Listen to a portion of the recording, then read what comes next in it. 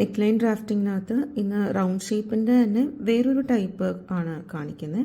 അതിന് ഞാനിപ്പോൾ സാധാരണ ചെയ്യുന്ന പോലെ വിഡ്ത്ത് 3 ഇഞ്ചും ലെങ്ത്ത് 6 ഇഞ്ചുമായിട്ട് ഇങ്ങനെ ഒരു ബോക്സ് വരച്ച് വെച്ചിട്ടുണ്ട്.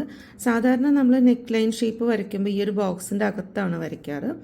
ഇതൊരു കുറച്ചൊരു ഡിഫറെൻ്റ് ആയിട്ടുള്ളൊരു നെക്ക് ഷേപ്പാണ്, റൗണ്ട് തന്നെയാണ്.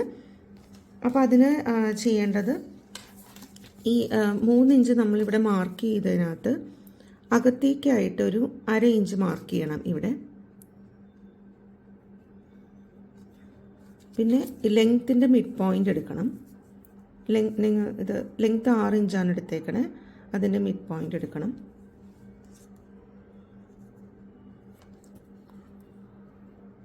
മൂന്ന് ഇഞ്ച് കിട്ടും.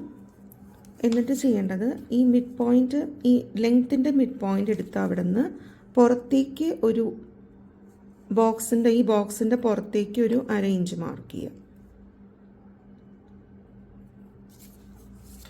എന്നിട്ട് ഫ്രഞ്ച് കർവ് എടുത്തിട്ട് ഈ ഇവിടെ വിഡ്ത്തിൻ്റെ ഇവിടെ മാർക്ക് ചെയ്ത് നമ്മൾ അകത്തേക്ക് ഇവിടെ മാർക്ക് ചെയ്തല്ലോ, ആ 1/2 ഇഞ്ചും ഈ പുറത്തേക്ക് മാർക്ക് ചെയ്ത് 1/2 ഇഞ്ചും പിന്നെ ഈ ലെങ്ത്തിൻ്റെ ഇവിടെ നിന്ന് പുറത്തേക്ക് പോകരുത് ഈ ഒരു ഫ്രഞ്ച് കർവ്.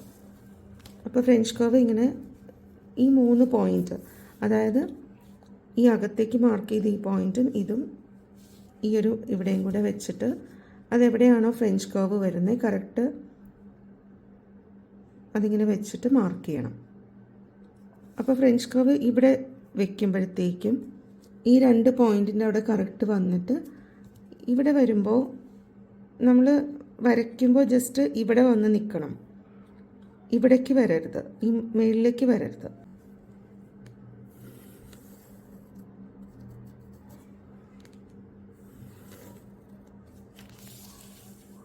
ഈ ഒരു നെക്ക് ഷേപ്പിലേക്ക് വരും. അതായത് നമ്മുടെ ഈ നെക്ക് വിഡ്ത്തിൻ്റെ ഈ ഒരു ഭാഗത്തേക്ക് പുറത്തേക്ക് കുറച്ചൊരു വിഡ്ത്ത് കൂടുതലായിട്ടായിരിക്കും ഈ നെക്ക് ഷേപ്പ് ഇരിക്കുന്നത്.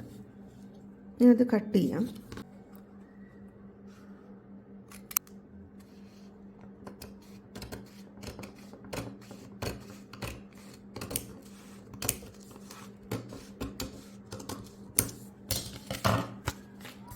ഞാനിപ്പോൾ കട്ട് ചെയ്തിട്ടുണ്ട്. ഇങ്ങനെ ഇരിക്കും. ഞാൻ ഓപ്പൺ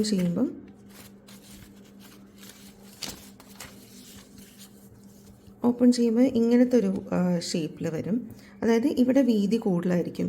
ഈ നെക്ക് ഷേപ്പ് ആക്ച്വലി നമ്മളൊരു ഹൈനെക്ക് കുർത്തയോ ഹൈനെക്ക് ബ്ലൗസിനോ ഒക്കെ നല്ല ഭംഗിയായിരിക്കും. അല്ലാത്തതിനും ഉപയോഗിക്കാം.